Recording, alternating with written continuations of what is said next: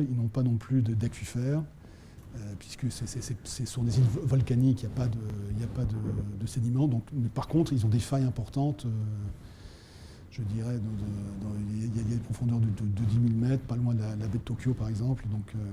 Donc c'est sûr qu'eux continuent à travailler, mais ce sont les seuls, je dirais, qui continuent à regarder la possibilité d'injecter le CO2. Ah bon, alors, avant de vous détailler les technologies, je dirais, de captage, après de stockage, juste pour vous repréciser le contexte. Donc là, ici, c'est cette courbe. Donc là, on part de l'an 2000. Donc là, il faut faire attention parce qu'on a changé d'échelle. On n'est plus en milliards de tonnes de CO2, mais en milliards de tonnes de carbone. Donc pour faire la conversion, il faut diviser par 44 le poids moléculaire du CO2 et multiplier par 12, en fait. Et donc là, c'est pour ça qu'on n'a plus du tout la même échelle.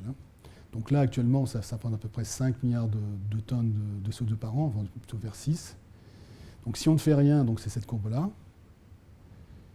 voilà, qui va continuer jusqu'en 2100, je dirais. Donc là, et là, on a les 6 degrés, les 6 degrés d'augmentation de la température. Par contre, c'est vrai que si on veut respecter, je dirais, les 450 ppm, ben il faut réduire, comme on avait dit tout à l'heure, à 14 milliards de tonnes CO2 par an les émissions. Donc ça fait à peu près 4 milliards de tonnes de carbone par an. Donc c'est la courbe bleue, donc c'est la cible que l'on veut obtenir. Donc là, au niveau de comment y arriver, donc il y a une grosse part qu'on a vu qui seront les économies d'énergie. Donc ça, c'est ça ici, en espérant d'ailleurs que ce soit, je dirais, réalisé au niveau international, parce que bon, c'est sûr qu'après, il y a certains pays en développement et qui continuent à augmenter leur consommation d'énergie. Et après, il y a les renouvelables, avec, on l'espère, je dirais, la fusion en 2100.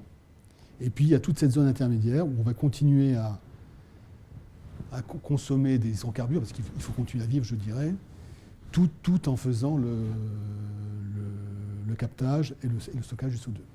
Donc, finalement, le captage et le stockage du CO2, donc, ce sera une technologie qui sera utilisée de façon intermédiaire, tant qu'on aura encore de toute façon des hydrocarbures et du charbon à brûler dans nos centrales. Et l'idée, c'est de dire, bon, ben, on fait ça de façon temporaire, et après, tant que les renouvelables ne sont pas là, et tant qu'on n'a pas la fusion nucléaire. Donc après, on espère qu'en 2100, ben, on sera équipé et on n'aura plus besoin d'hydrocarbures, ou très peu d'hydrocarbures. Donc voilà, c'est pour vous présenter un petit peu, je dirais, comment se situe le captage et stockage du CO2. Donc c'est une technologie intermédiaire. Bon, mais qui n'est pas négligeable. Donc, parce que là, bon, là c'est un des scénarios qui s'appelle le scénario Blue Map de l'Agence internationale de l'énergie. Donc pour ce scénario-là, donc là, pour avoir les 14 milliards de tonnes de réduire 62 à 14, donc on voit ici que le CCS va représenter 20% en 2050 des réductions en fait. Donc le reste, ce sera notamment les économies d'énergie, enfin donc là, je m'excuse, c'est en anglais, enfin bon, mais, et aussi l'efficacité énergétique par exemple, les renouvelables. Les renouvelables, c'est ça, donc c'est cette partie-là. Ce sera à peu près 20%. Donc le CCS, donc le CSC plus excusez-moi en français, représentera la même part que je dirais les renouvelables en 2050. Bon après normalement en 2100, les renouvelables prendront une part plus importante. Alors, juste pour rappeler, donc ça c'est pas, je le dis tout de suite, c'est pas du tout représentatif de l'industrie, je dirais de ce qui se passe en France. Donc ça c'est au niveau international en fait. Parce que bon, en France, c'est sûr qu'au niveau de la production d'électricité, les émissions de CO2 sont beaucoup plus faibles, comme on sait avec le nucléaire. Donc là, c'est au niveau mondial. Et on voit que sur les 23 milliards de tonnes de CO2 émises, donc à peu près 6 milliards de tonnes de carbone, la production électrique, donc ces fameuses centrales thermiques charbon, c'est à peu près 40%. Donc ce qui est énorme. Charbon plus gaz également. Et l'industrie, c'est 22%. Donc l'industrie, quand on dit industrie, c'est la chimie, c'est le raffinage, plus également la partie sidérurgie. Hein. Le transport, c'est 20%, et après le résidentiel, c'est 10%. Hein.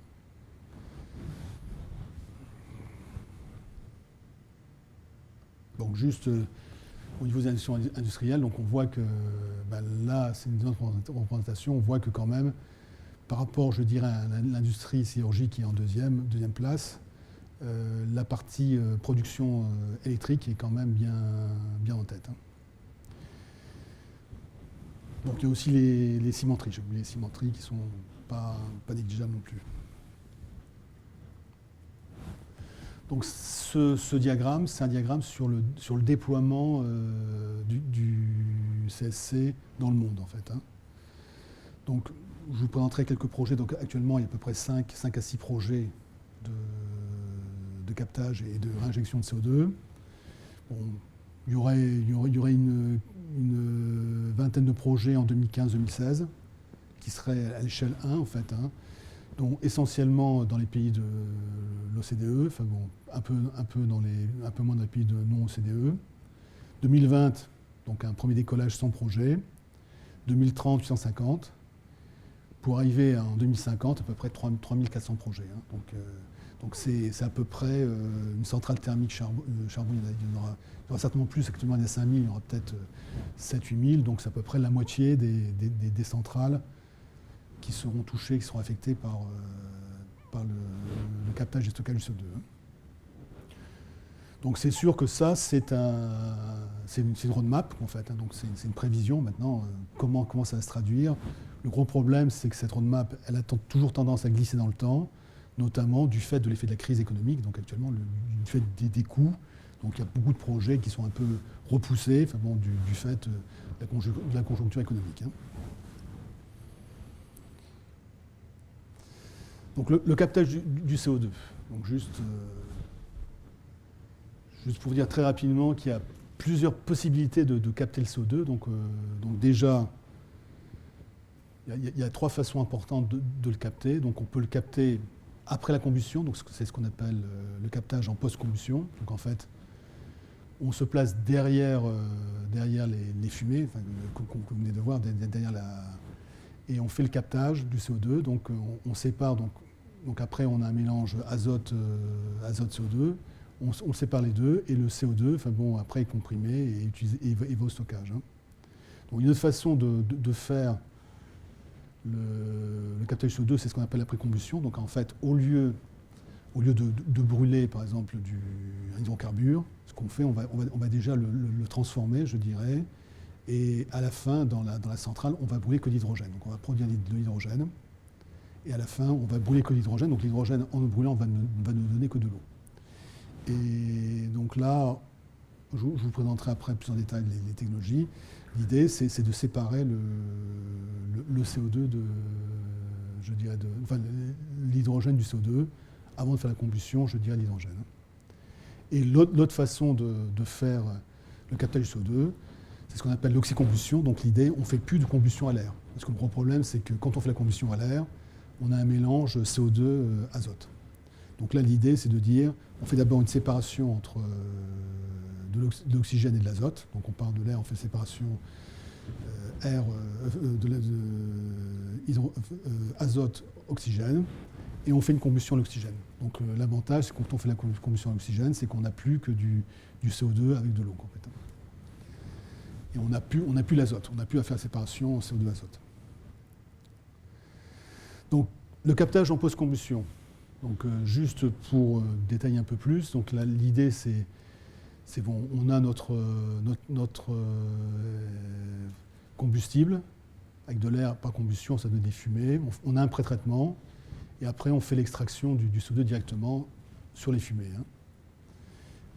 Les principales technologies envisageables, donc c'est le captage par solvant chimique, donc notamment captage par MEA, donc monoéthanolamine, hein, qui est une amine primaire, qui va très bien.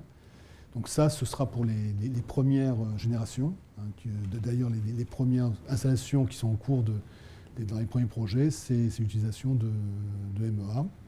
Donc l'IFP est en train de développer un procédé qui s'appelle DMX, donc basé sur des solvants démixants, donc je vous en dirai 2 mots après, et aussi Alstom qui travaille sur le chill ammonia. Donc là, on utilise l'azote refroidi pour faire le captage du CO2. Donc il y a d'autres technologies, mais qui sont pour l'instant non industrialisables.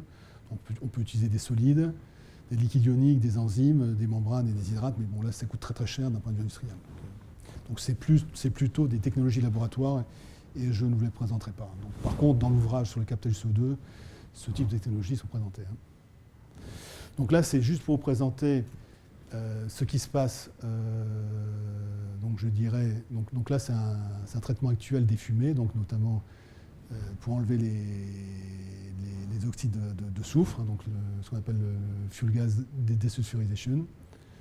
Donc les fumées, elles rentrent dans un filtre électrostatique ici, donc dans lequel on enlève les poussières.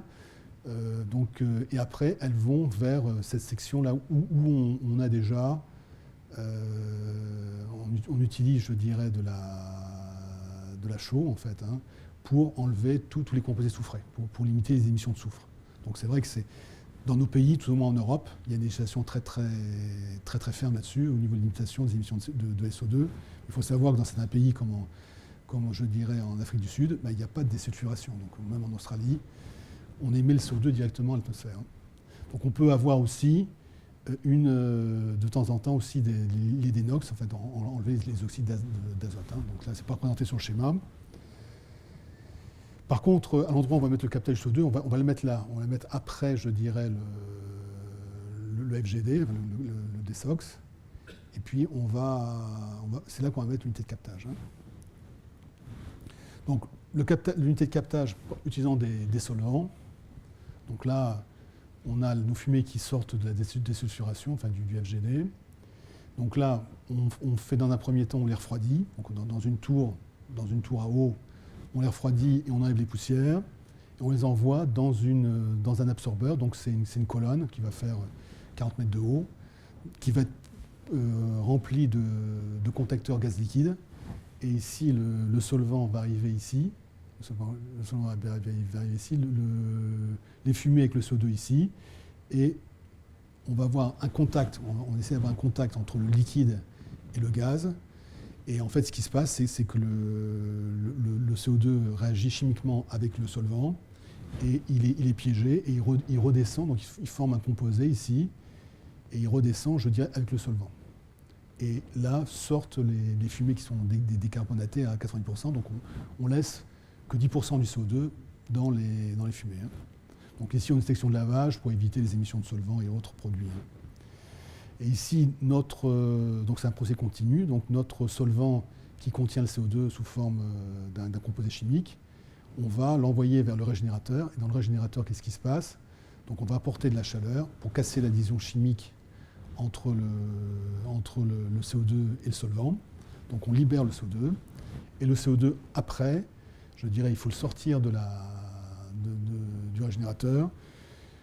On envoie, je dirais, il y a un volant de vapeur, donc il y a un effet stripping pour entraîner le CO2. Parce que sinon, si on ne fait rien, le CO2 il reste coincé dans la colonne. Donc c'est sûr qu'après, toute l'énergie qu'on va consommer, c'est la vapeur BP, donc qu'on va prendre sur le cycle de la centrale thermique, si on a une centrale thermique. Donc c'est la vapeur qui ne va pas aller à la turbine basse pression. Donc c'est pour ça que le rendement il va être dégradé. Donc plus on a une consommation énergétique importante du procédé, et plus le rendement il est dégradé. Sans compter qu'il faut aussi comprimer. On verra tout à l'heure que le CO2, il faut le comprimer à 110 bars pour le réinjecter.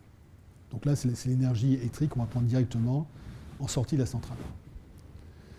Donc globalement, avec un type de procédé comme celui-là, une centrale qui a 45% de rendement, donc quand on, je dirais, dégrève ici la vapeur plus l'électricité pour la compression, donc le rendement passe de 45 à 35%. Donc c'est ça qui va faire le surcoût énergétique. Alors le solvant, pour finir, une fois qu'il est régénéré, il est réinjecté, il tourne en rond. Donc voilà un procédé par solvant, et c'est ce type de procédé qui sera utilisé dans les premières centrales qui rentreront en opération en 2015-2016. Donc là, juste pour présenter des images de contacteurs gaz liquide, donc ça, ce sont les éléments de remplissage qu'on a dans les colonnes. Donc là, des garnissages structurés, là, des garnissages vrac, donc différents types de garnissages qu'on peut utiliser. Et là, je vais vous présenter un projet qui s'appelle le projet Castor. Donc là, vous voyez le logo avec le Castor. Donc c'est le projet pionnier, puisqu'il a démarré en 2004. Donc Castor, c'est pour CO2 Capture and Storage en anglais. Donc là, le petit Castor, il fait le tri, comme vous voyez, entre les molécules d'azote et puis les molécules de CO2. Il essaie de les pêcher. Donc ceci dit, ce projet européen, donc c'est un projet du précédent 6e PCRD, donc maintenant on est au 7e, on prépare d'ailleurs le 8e. Il a démarré en 2004 et au cours de ce projet a été construit un pilote de captage du CO2, donc sur le procédé que je vous ai présenté, dans lequel donc, il y avait une capacité d'une tonne de CO2 par heure captée et qui a démarré en 2006. À l'époque, c'était le plus gros pilote existant en fait. Donc là, juste une photo du pilote. Donc ici, on voit donc, qui est à l'intérieur du bâtiment de la centrale. Et ici, donc, c'est l'absorbeur, donc en fait, qui fait un diamètre d'à peu près 1 mètre, un peu plus d'1 mètre, mais qui fait 30 mètres de haut. Donc ce pilote a été utilisé dans un second projet européen qui s'appelle César, ce qui est CO2 Enhanced Dispersion and Recovery, qui a permis de continuer les recherches. Et actuellement, on a un autre projet qui s'appelle Octavius, qui lui, c'est un projet dans lequel on va faire des démonstrations, je dirais, à l'échelle pilote pour préparer les démonstrateurs 2015-2016. Donc apporter, je dirais, les informations qui manquent. Donc là, on va travailler sur 3 pilotes différents. Un pilote aux Pays-Bas. Donc actuellement, d'ailleurs, ils sont en train de faire des essais sur ce pilote aux Pays-Bas. Un pilote en Allemagne, donc c'est opéré par ENBW, c'est un électricien allemand. Et un pilote à Brindisi, le pilote Enel, qui est beaucoup plus gros, vous voyez. Donc ici, elle fait 47 mètres, la colonne ici, l'absorbeur. Et il est existant, et l'IFP a travaillé sur ce pilote-là, et on a déjà travaillé sur le procédé ME1. Donc la prochaine étape, ce sera le démonstrateur taille 1, donc prévu vers 2016. Donc vers tout à l'heure, je vous présenterai quelques idées de démonstrateurs. Donc là, c'est la centrale qui est équipée avec... donc là, ici, c'est l'élément, la chaudière qu'on fait de la centrale. Ici, c'est tout le groupe, les machines, donc les turbines et autres, avec tous les départs électriques, les générateurs d'électricité. Donc là, ici, on a les grosses soufflantes, donc dans lequel, je dirais, les fumées sont d'abord lavées ici, donc là, ce qu'on appelle les FGD, donc c'est le procédé que je vous ai montré, donc on fait le dessox. Et une fois qu'on a le dessox, on va dans les absorbeurs, donc les absorbeurs sont là. Et ici, on a les régénérateurs. Donc on a 6 absorbeurs et 3 régénérateurs. Et après, on a un train de compression de CO2, et puis on a 3 cigares de CO2 liquide. Et le CO2, après, on le met dans le pipe pour l'envoyer vers le stockage. Et les fumées sont retournées vers... Donc là, sur ce schéma-là, qui n'est plus un schéma actuel, Alstom à l'époque pensait ne cacher entre guillemets les émissions et ne plus envoyer les fumées, je dirais, sur une cheminée, je dirais adaptée, mais l'envoyer directement à la tour de refroidissement. Mais ça, apparemment, ça n'a pas plu, donc apparemment, ils reviennent sur ce type de schéma. Donc, haute technologie de captage, donc c'est justement le chill ammonia d'Alstom. Donc là, je ne vous en dirai pas beaucoup, juste pour vous dire qu'il y a des pilotes en démarrage, donc il y a un pilote aux États-Unis, et puis un pilote aussi en Norvège, là, donc, qui est en train de démarrer à Mongstad, dans la raffinerie de Mongstad. Juste, parce que quand même, je présenterai les procédés IFP, donc ça c'est le procédé IFP qui a été développé à l'IFP, donc pour, je dirais, capter le CO2, avec certains types d'amines, avec certaines concentrations de CO2 et certaines températures, on a un phénomène, donc on s'est aperçu au laboratoire qu'il y avait un phénomène un peu particulier, donc une démiction. Et l'avantage de la démiction, c'est qu'on se retrouvait, je dirais, avec une phase supérieure qui était très pauvre en CO2. Donc on pouvait recycler directement sans l'envoyer à la régénération. Donc ces solvants sont des solvants à forte capacité, ils ont une faible énergie de régénération, et en plus, il n'y a qu'une partie du solvant qui est régénérée, donc ça permet quand même d'avoir des gains énergétiques très importants. Donc ça permet de réduire, on verra tout à l'heure, de 25%, même plus que ça, de presque 40% l'énergie de régénération. Donc l'IFE a beaucoup travaillé sur ce procédé-là.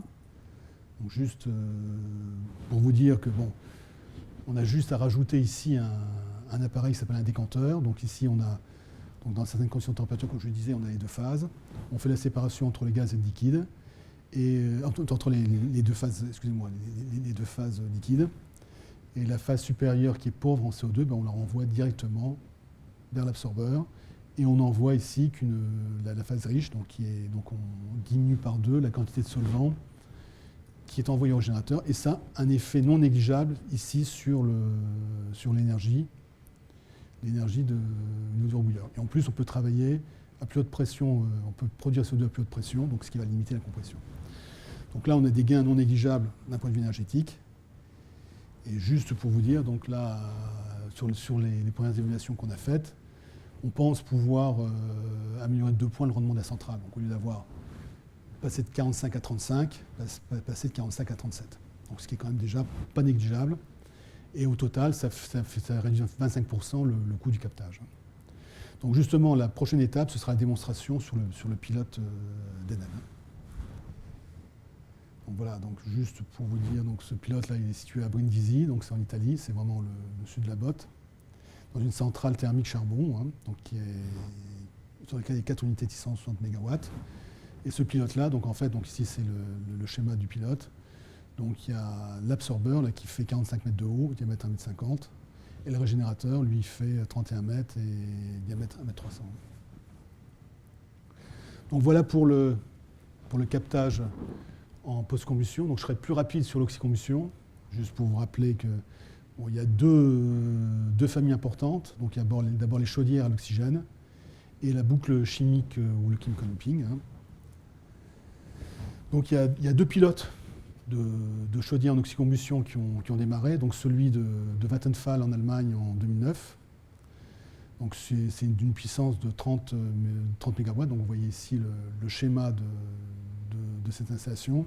Le dommage, c'est que Vattenfall ne croit plus trop au CSC, puisque bon, l'Allemagne n'a pas voulu transposer, je dirais, la directive européenne dans les termes qu'ils attendaient. Donc c'est vrai que c'est un peu un développement un peu pour rien, qu'en fait. Il n'y a pas de... Actuellement, ils arrêtent leurs efforts sur le captage et stockage du CO2, dans la mesure où l'Allemagne n'a pas transposé la directive européenne sur le stockage, comme ils auraient souhaité le faire. Bon, ceci dit, il y avait des résultats assez intéressants. Bon, c'est sûr qu'au niveau par rapport, je dirais, coût du captage du CO2, ils ont à peu près des coûts équivalents, enfin bon, je dirais au solvant, c'est à peu près équivalent. Bon, par contre, il y a un gros projet, je ne sais pas si vous en avez entendu parler, donc c'est le projet de Lac, dans lequel Total, je dirais, au niveau de Lac, a transformé une chaudière qui était une chaudière gaz, puisqu'on utilisait le gaz, et l'a modifiée pour pouvoir opérer en oxycombustion. Avec aussi une réinjection, donc en fait le CO2, une fois qu'il a été émis, donc il est comprimé, et il est envoyé à peu près 30 km de là, donc il y a un pipe de CO2 à 30 km de là, et réinjecté dans un ancien réservoir de gaz, donc pas loin de Lac. Et ça fonctionne. Donc ça, c'est en opération depuis 2010. Donc toujours même puissant à peu près 30 MW. Et bon, c'est sûr que je dirais, Total se heurtait, je dirais, pas mal, je dirais, à une certaine opposition au début, mais ils ont réussi à obtenir les arrêtés d'exploitation. Et bon, les résultats sont assez intéressants. Donc l'IFP travaille surtout sur la partie stockage ici. Donc on n'est pas impliqué, on travaille pas en oxycombustion, enfin au niveau de l'IFP. Donc après, il y a un autre procédé qui s'appelle la boucle chimique. Donc là, l'idée, c'est dans une combustion normale, donc en fait, on a ici le combustible avec l'air qui se mélange, on produit du CO2 et de l'hydrogène et de l'azote. Donc le gros problème, c'est ce qu'on a vu tout à l'heure, si on veut faire la séparation, on fait de la post-combustion, on utilise des solvants. Donc là, l'idée, c'est de dire, on fait, en fait, au lieu de faire tout ça dans un seul réacteur, on fait ça dans 2 réacteurs. Et on a 2 réacteurs qui sont indépendants. Et on a ce qu'on appelle la boucle chimique. Donc ça, c'est un métal. Ça peut être du fer, ça peut être du nickel. Ça marche très bien avec le nickel. Donc dans un compartiment, le métal est réduit. Donc on a l'oxyde de métal au contact du combustible. Donc on a la réduction, en fait. Hein. L'oxyde de métal est réduit en métal. Et ici, donc dans la partie où on produit l'énergie, donc avec de l'air, on réoxyde le métal. Hein. Donc là, l'avantage, c'est que les 2 réacteurs étant complètement étanches, on n'a pas du tout le contact entre le CO2 et l'azote. Donc on sort du CO2 et de l'eau à l'état pur, ce qui évite d'avoir après à faire une séparation. Hein. Bon, donc là, c'est le schéma un petit peu. Donc je ne sais pas si certains connaissent, mais c'est un schéma type FCC. C'est le cracker en lyophilisé, hein, catalytique en lyophilisé, donc dans les raffineries en fait. Hein, où on a un riser dans lequel se fait la réaction de craquage. Hein. Donc c'est à peu près le même type de schéma. Donc c'est sûr que Total est associé avec IFP, enfin, sur ce type de développement. Et bon, donc actuellement, il y a eu des travaux qui ont été faits à l'échelle laboratoire. Il est prévu de faire un prototype. Alors pour l'instant, on ne sait pas s'il sera fait parce qu'il y a un problème de budget, donc ça coûte très cher ce prototype. Il va coûter, pour 3 MW, il va coûter de l'ordre de 50 millions d'euros. Enfin, donc, et c'est pas facile à trouver en fait. Hein. Donc, mais bon, s'il se fait, il se fera à la raffinerie de Dunkerque. J'espère qu'il pourra se faire. Donc, mais actuellement, il y a le problème du financement. Hein. Et après, l'étape suivante, parce que bon, là, il faut voir que, contrairement, je veux dire, à la technologie de captage par solvant, où on peut extrapoler facilement, parce qu'on connaît très bien, ce sont des procédés issus de l'industrie pétrolière depuis très très longtemps, donc on s'est extrapolé au niveau d'un absorbeur qui fait 1 mètre ou 2 mètres, avoir plusieurs absorbeurs qui vont avoir plusieurs mètres de diamètre. Là, ici, c'est beaucoup plus difficile et il faut faire un passage d'échelle à chaque fois, donc de laboratoire à 3 MW, il y aura un facteur 10 encore, et certainement encore un facteur 10 derrière. Donc en fait, c'est une technologie qui ne peut pas s'extrapoler comme ça très, très, très facilement. Donc c'est l'inconvénient de ce type de développement. Mais bon, c'est vraiment plus du long terme, ça. C'est une technologie plutôt 2025-2030. Hein. Donc l'après-combustion, c'est-à-dire qu'in fine, on va brûler que l'hydrogène. Donc ce qu'il faut, c'est d'abord faire soit le vaporéformage, soit par gazification. Donc on produit le gaz de synthèse, donc hydrogène plus CO. Et après, je dirais, on transforme le CO en CO2 dans le réacteur de Shift. Là, on n'a plus que l'hydrogène et CO2, on extrait le CO2 et on brûle l'hydrogène. Alors là, le problème, c'est qu'il faut l'installation de combustion adaptée. Et c'est sûrement le gros problème actuellement de cette filière. Hein. Donc ça, ce sont les gazifieurs Siemens, donc c'est des choses qu'on sait faire, donc avec le charbon. Hein. Donc ça, c'est un schéma, je ne vais pas trop détailler parce que le temps passe. Juste pour dire que le verrou technologique, c'est celui-là. C'est la turbine à combustion d'hydrogène et qui pose des problèmes de développement. Et déjà, on sait qu'on ne va pas brûler de l'hydrogène pur. Il va falloir le diluer avec de l'azote. Parce que bon, les risques, je dirais, les températures sont quand même très, très importantes si on brûle de l'hydrogène. Donc c'est sûr que là, les gros développements sont actuellement sur, je dirais, cette turbine à combustion. Donc le transport, je vais passer très vite. Juste dire que le transport, il faut qu'on ait, puisqu'on va injecter le CO2 à 2500 mètres de profondeur, donc on a donc avec des pressions de l'ordre de 250-300 bars, mais comme on a la hauteur statique de 0,3 bars, donc ça fait en tête de puits à peu près 110 bars. Hein. Donc c'est entre 80 et 200, et en moyenne ce sera 110 bars en tête de puits. Donc il faudra comprimer le CO2 au moins à 110 bars. Sachant qu'à 110 bars, il est supercritique. Hein, donc il n'est plus vapeur ni liquide. Hein. Donc il y a aussi le problème des impuretés à gérer. Donc il faut enlever l'eau. Parce qu'après, il y a les risques de corrosion et aussi les risques de formation d'hydrate. Parce que après, ça bouche les tuyauteries. et l'oxygène enlevé si on fait un stockage dans un réservoir hydrocarbure, vu les risques que l'on a quand même. Donc juste pour le principe de la compression, donc, il y a différents schémas de compression. Donc ce qu'il faut surtout, c'est se méfier de la courbe de formation d'hydrate. Il ne faut jamais aller dans ce domaine-là, parce que dans ce domaine-là, si on a de l'eau, on peut avoir des bouchages. Donc là, c'est soit plusieurs états de compression, ou actuellement, et après on est liquide, et après on va pousser avec une pompe, on passe supercritique dans la pompe, ou alors on rajoute des étages de compression, c'est un peu la voie qui est regardée, avoir 5 ou 6 étages pour arriver au 110 bar. Donc je ne vais pas trop détailler, juste pour dire qu'au niveau du transport du CO2, donc il y a deux options, le transport par pipe, donc ça se fait beaucoup, et notamment aux États-Unis, ça se fait déjà, il y a plus de 3000 km de pipe pour transporter le CO2 aux États-Unis, ou par bateau. Donc là, il y a déjà des bateaux qui existent pour le transport du CO2 pour usage alimentaire, donc ça c'est un bateau de la flotte norvégienne, et ça ce sont de futurs bateaux, enfin bon, et donc ça c'est un futur à 30 000 tonnes de CO2 liquide, et on prévoit aussi de faire des bateaux de 50 000 tonnes.